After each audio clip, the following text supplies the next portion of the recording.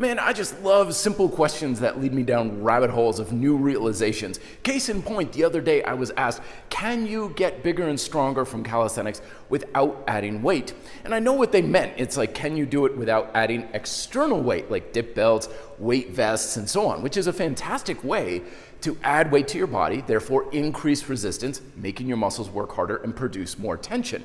Because at the end of the day, it's not the weight or the resistance that makes you stronger, it's the tension production of the muscle.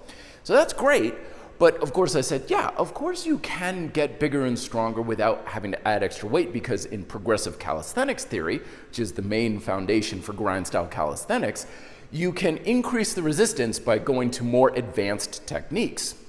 But then I stopped and thought about it. I was like, yeah, but the reason why those techniques work is because they add weight to the working limbs. So for example, when you're doing an incline push-up, like off a countertop, and you go to a lower incline or even on the floor, what you're essentially doing is you're shifting weight from your feet onto your hands. So you're essentially adding weight to your hands. And then if you want to progress things further and you go from like regular push-ups to archer push-ups, you're adding weight to the working arm. So a lot of times with progressive calisthenics, we think to ourselves that something is fancy about our body position in space, that we're changing things as far as where we are relative to what we're holding on to.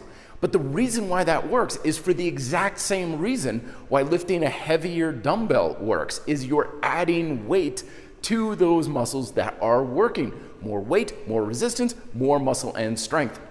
This is just one more example of how, when you really understand how progressive calisthenics works, you understand that it's almost exactly the same as weightlifting in so many ways. The reason why you get bigger and stronger is exactly the same.